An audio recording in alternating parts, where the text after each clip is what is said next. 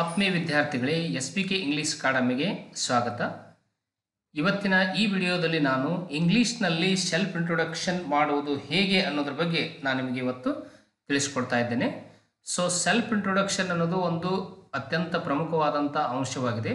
So ಯಾವುದಾದ್ರೂ ಕಾರ್ಯಕ್ರಮದಲ್ಲಿ ನಾವು ಹೋದಾಗ ನಮ್ಮ ಬಗ್ಗೆ ಸೆಲ್ಫ್ ಇಂಟ್ರೊಡಕ್ಷನ್ ಮಾಡೋದು ತುಂಬ ಅವಶ್ಯಕತೆವಾಗಿರುತ್ತದೆ.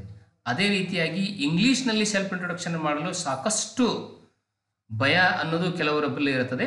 ಸೊ ಈ ರೀತಿಯಾಗಿರ್ತಕ್ಕಂಥ ಸೆಂಟೆನ್ಸ್ಗಳನ್ನು, ಈ ವಿಡಿಯೋದಲ್ಲಿ ಬರ್ತಕ್ಕಂಥ ಸೆಂಟೆನ್ಸ್ಗಳನ್ನು ನೀವು ಡೈಲಿ ಏನಾದ್ರು ಪ್ರಾಕ್ಟೀಸ್ ಮಾಡಿದರೆ ನೀವು ಆರಾಮಾಗಿ ಕಾನ್ಫಿಡೆಂಟ್ ಆಗಿ ಸೆಲ್ಫ್ ಇಂಟ್ರೊಡಕ್ಷನ್ನ ಇಂಗ್ಲೀಷ್ನಲ್ಲಿ ಮಾಡ್ಬೋದು.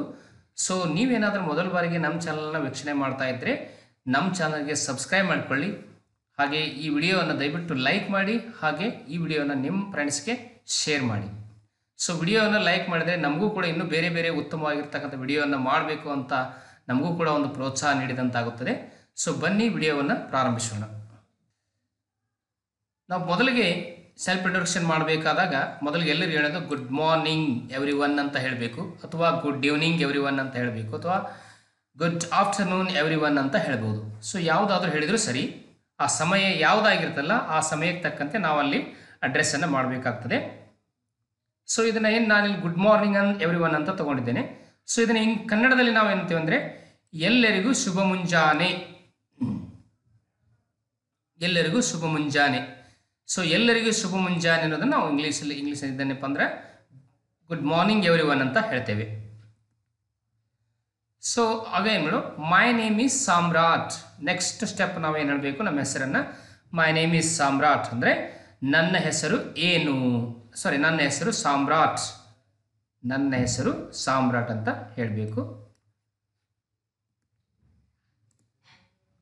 ನೆಕ್ಸ್ಟ್ ಇದು I study in 7th class. I study in 7th class. ನಾನು 7ನೇ ತರಗತಿಯಲ್ಲಿ ಓದುತ್ತಿದ್ದೇನೆ.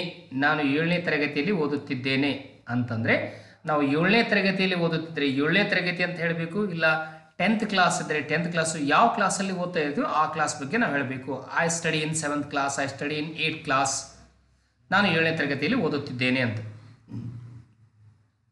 ನೆಕ್ಸ್ಟ್ ನಾವೇನು ಹೇಳಬೇಕಂದ್ರೆ I am 13 years old. I am 13 years old ಅಂದರೆ ನನಗೆ 13 ವರ್ಷ ವಯಸ್ಸು, ನಾನು 13 ವರ್ಷದವನಿದ್ದೇನೆ ಅಂತ ಹೇಳ್ಬೋದು. So next point, I was born and brought up in Bijapur. I was born and brought up in Bijapur. ಹಿಂಗಂದ್ರೆ ನಾನು ಹುಟ್ಟಿದ್ದು ಮತ್ತು ಬೆಳೆದಿದ್ದು ಬಿಜಾಪುರದಲ್ಲಿ. ನಾನು ಹುಟ್ಟಿದ್ದು ಮತ್ತು ಬೆಳೆದಿದ್ದು ಬಿಜಾಪುರದಲ್ಲಿ. I live with my parents and grandparents. I live with my parents and grandparents. ನಾನು ನನ್ನ ತಂದೆ ತಾಯಿ ಮತ್ತು ಅಜ್ಜ ಅಜ್ಜಿಯರ ಜೊತೆ ವಾಸಿಸುತ್ತಿದ್ದೇನೆ. ನಾನು ನನ್ನ ತಂದೆ ತಾಯಿ ಮತ್ತು ಅಜ್ಜ ಅಜ್ಜಿಯರ ಜೊತೆ ವಾಸಿಸುತ್ತಿದ್ದೇನೆ ಅಂತ. My father is A teacher. ನಮ್ಮ ತಂದೆ ಏನು ಮಾಡ್ತಿದ್ದಾರೆ ಅಂತ ಹೇಳ್ಬೋದು. My father is A teacher and my mother is A house wife ಅಂದರೆ ನೋಡಿ, ನನ್ನ ತಂದೆ ಶಿಕ್ಷಕರು ಮತ್ತು ನನ್ನ ತಾಯಿ ಗೃಹಿಣಿ ಆಗಿದ್ದಾರೆ. ನನ್ನ ತಂದೆ ಶಿಕ್ಷಕರು ಮತ್ತು ತಾಯಿ ಗೃಹಿಣಿ ಆಗಿದ್ದಾರೆ ಅಂತ ಹೇಳ್ಬೋದು. ಸೊ ಈ ರೀತಿ ನಾವು ಹೇಳ್ಬೋದು. ಸೊ ನೆಕ್ಸ್ಟ್ ಪಾಯಿಂಟ್, ನಮ್ಮ ಫೇವ್ರೆಟ್ ಸಬ್ಜೆಕ್ಟ್ ಕೂಡ ಹೇಳ್ಬೋದು. My favourite subject is maths ಅಂತ ಹೇಳ್ಬೋದು. My favourite subject is maths ಅಂತಂದರೆ ನನ್ನ ಅಚ್ಚುಮೆಚ್ಚಿನ ವಿಷಯ ಗಣಿತ. ನನ್ನ ಅಚ್ಚುಮೆಚ್ಚಿನ ವಿಷಯ ಗಣಿತ ಅಂತ ಹೇಳ್ಬೋದು.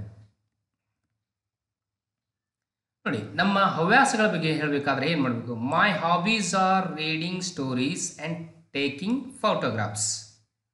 ಮೈ hobbies are reading stories and taking photographs.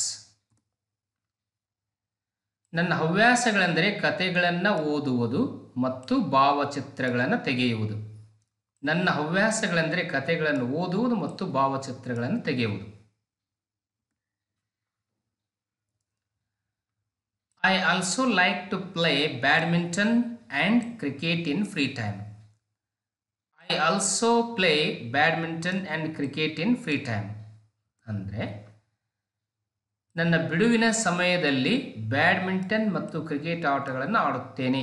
ನನ್ನ ಬಿಡುವಿನ ಸಮಯದಲ್ಲಿ ಬ್ಯಾಡ್ಮಿಂಟನ್ ಮತ್ತು ಕ್ರಿಕೆಟ್ ಆಟಗಳನ್ನು ಆಡುತ್ತೇನೆ. ಈ ರೀತಿ ನೀವು ಸೆಂಟೆನ್ಸನ್ನು ನಾವು ಮಾಹಿತಿಯನ್ನು ಹೇಳ್ಬೋದು. ನನ್ನ ಏಮ್ ಏನಿದೆ ಅಂತ ಹೇಳಬೇಕಂದ್ರೆ, my aim is to become an IAS officer. My aim is to become an IAS officer ಅಂದರೆ ನನ್ನ ಗುರಿ IAS ಅಧಿಕಾರಿಯಾಗುವುದಾಗಿದೆ. ನನ್ನ ಗುರಿ IAS ಅಧಿಕಾರಿಯಾಗುವುದಾಗಿದೆ. Confidence and hard work are my strengths. Confidence and hard works are my strengths. So ವಿಶ್ವಾಸ ಮತ್ತು ಕಠಿಣ ಪರಿಶ್ರಮಗಳೇ ನನ್ನ ಶಕ್ತಿಗಳಾಗಿವೆ. ವಿಶ್ವಾಸ ಮತ್ತು ಕಠಿಣ ಪರಿಶ್ರಮಗಳಿಗೆ ನನ್ನ ಶಕ್ತಿಗಳಾಗಿವೆ ಅಂತ ಹೇಳು.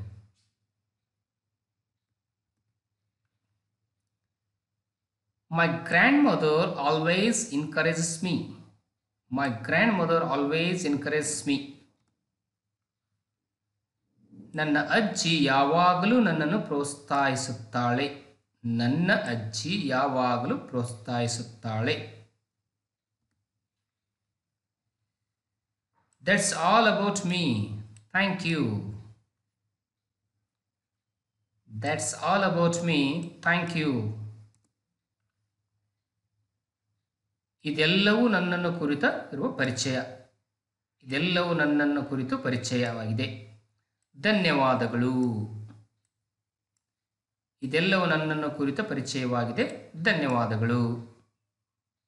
ಇಷ್ಟು ಸೆಂಟೆನ್ಸ್ಗಳನ್ನು ನಾನು ಸೆಲ್ಫ್ ಇಂಟ್ರೊಡಕ್ಷನ್ ಇಂಗ್ಲೀಷ್ನಲ್ಲಿ ಹೇಗೆ ಮಾಡಬೇಕು ಅನ್ನೋದ್ರ ಬಗ್ಗೆ ನಾನು ನಿಮಗೆ ಹೇಳಿಕೊಟ್ಟಿದ್ದೇನೆ.